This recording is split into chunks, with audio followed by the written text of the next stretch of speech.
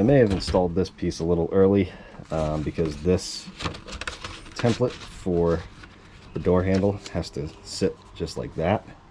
But I just loosened these screws a little bit so I can sneak it in there. So you want to take your, this is a door handle hole template, and make sure this is the top. And you want to take these edges and line them up with the hole that's mortised out in the door, just like that.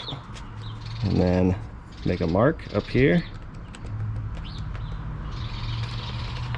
and then I'll sneak this in here and fold this around here and just hold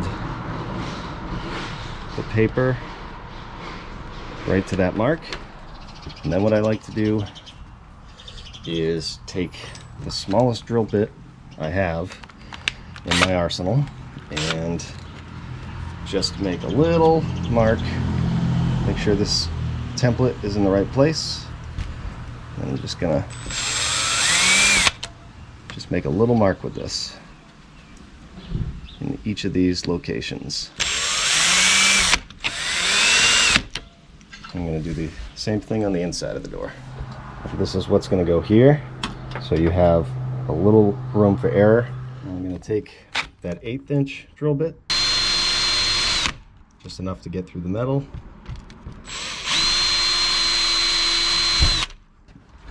Now make sure you follow your guide for what size holes these are. On mine, the bottom and the top are 1/2 inch, and then the middle ones are 3/4. And I don't recommend using a paddle bit like this. I like to use good old-fashioned drill bits, because these can go in and then catch on the metal or the plastic, whichever your door is, and just tear it up and make a mess. Normal drill bits make a lot smoother of a hole. Make sure if your door is metal, you're using metal bits, and for a plastic door you can use a wood bit. So I'm going to drill this just enough to get through the metal on this side and a little bit of the wood, and then I'll go to the other side and do the same thing, finish the hole, because again, if you go through to the other side, it can tear that metal or plastic up and make a bigger hole than you want. So just be careful when you're doing this.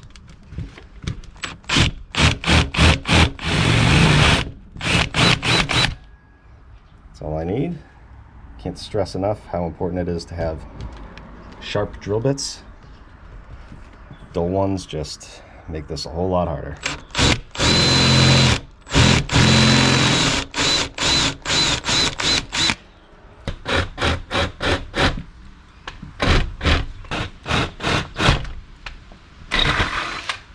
Now we got our big old honkin' 3/4 inch. And you could do some step ups if you felt like it, where you do 1/4 and then 1/2 and then 3/4 if you worry about the bit wandering. But I have nice sharp bits, so we should be good.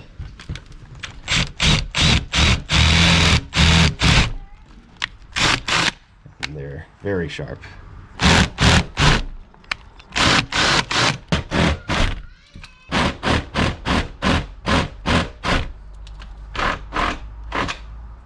You take this foam out of the door, don't need that, and you want to determine this is for a left and a right. So this is actually not going to work because this flat part needs to be flipped around, because it needs to sit in like that.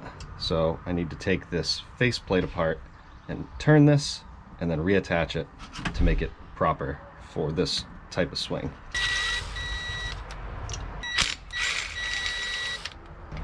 Carefully take that off, just spin that, put that back on, reattach the faceplate.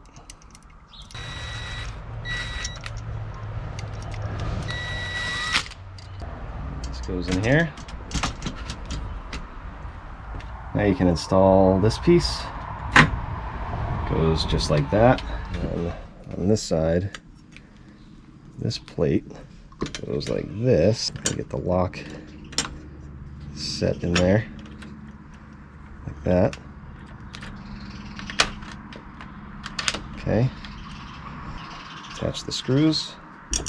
Tighten those down. Not going to all the way yet. Now I can put the door handle on. I'm going to take one of these nylon washers, make sure it sets in there, that in through like that, and then you're going to see on each of these, right on the inside of the handle, is a set screw that you want to tighten with an Allen key afterwards. Put this nylon washer here, that one there, and you can hold that together and tighten those down.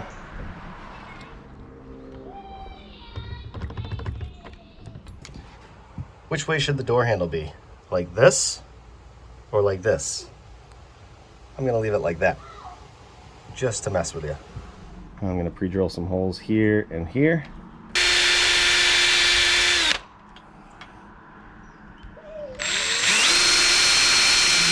I'm gonna attach these screws.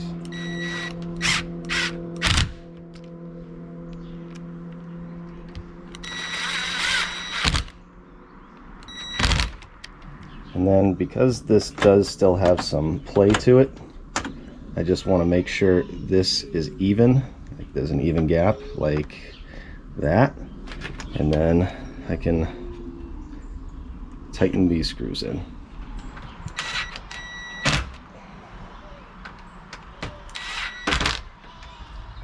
Now I can attach the striker plate over here. Start with these holes.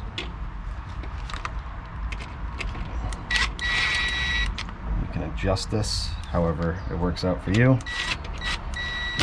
You see it go back and forth. So I'm going to go in about the middle and see how that works out. Let's try that.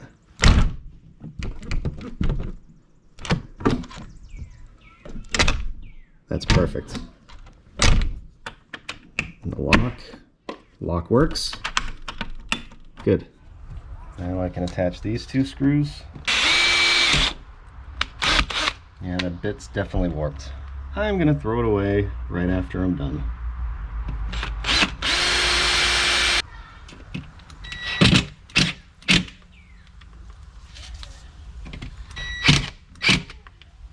Perfect.